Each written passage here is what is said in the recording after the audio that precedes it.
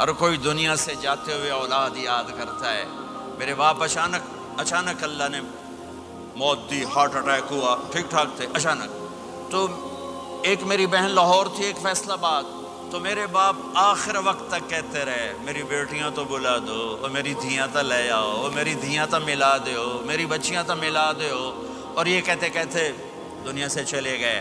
ہر آدمی موت کے وقت یہی کچھ کرتا ہے. میرے نبی دنیا سے جا رہے ہیں، دنیا سے جانے کا وقت ہے.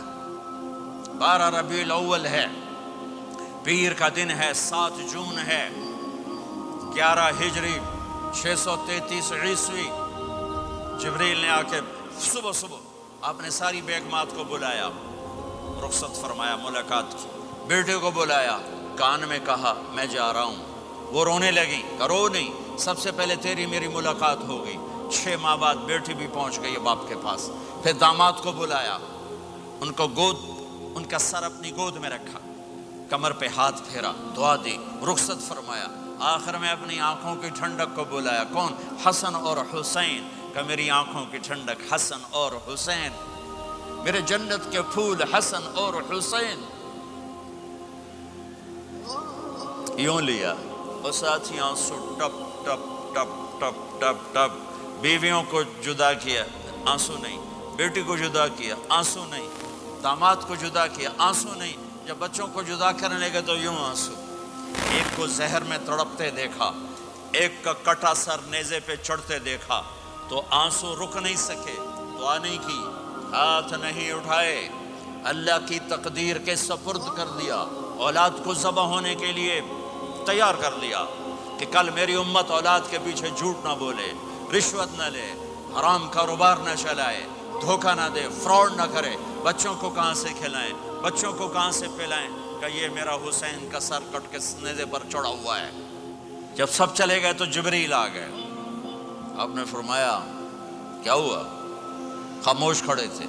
کہ موت کا فرشتہ دروازے پر ہے، اندر آنے کی اجازت چاہتا ہے. اپنے نبی کا مقام دیکھو، موت بھی پوچھ کے آتی ہے. آپ نے کہا آ جائے. آپ کی اجازت پر ملک الموت اندر آئے. اسرائیل کا السلام علیکہ یا رسول اللہ. کہنے لگا آپ پہلی ہستی ہیں، میں سلام کر رہا ہوں، میں نے کبھی کسی کو سلام نہیں کیا. کہنے لگا آپ پہلی ہستی ہیں، اللہ نے فرمایا تھا پوچھ کے اندر جانا، بن پوچھے نہ جانا. پھر کہنے لگے آپ پہلی ہستی ہیں، اللہ نے فرمایا آنا چاہیں تو لے آنا، رہنا چاہیں تو چھوڑ کے آ جانا. ہاں، یہ وہ دربار رسالت ہے جہاں موت بھی پوچھ کے آتی ہے. آپ نے فرمایا میں اجازت دے دوں میری جان نکالو گے؟ کہا جی نکالوں گا. آپ نے یوں جبریل کو دیکھا، کیا کہتے ہو، جاؤں یا رہ جاؤں؟ جبریل نے کہا اللہ آپ کی ملاقات کے شوق میں ہیں، فیصلہ آپ کریں گے. ہاں یہ بات سنانا چاہتا تھا اگلی. آپ نے کہا اچھا جاؤ، پہلے اللہ سے پوچھ کے آؤ میرے بعد میری امت کے ساتھ کیا کرے گا. میرے بچوں کے ساتھ یہ ساری مائیں، میرے بچے میرے بچے میرے بچے میرے بچے.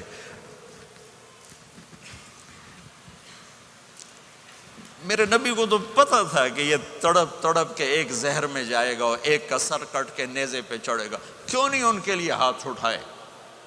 ہمارے لیے کیوں روئے کہ جاؤ اللہ سے پوچھ کے آؤ میرے بعد میری امت کے ساتھ کیا کرے گا، میں پھر جواب دوں گا. جبریل واپس گئے، موت کا فرشتہ کھڑا ہوا ہے. جواب آیا یا رسول اللہ آپ کا رب کہہ رہے ہیں آپ کی امت کو تنہا نہیں چھوڑوں گا. مجھے میرے رب کی قسم جو سن رہا ہے جس نے ہمیں یہاں جمع کیا ہے، سنو میری بات غور سے.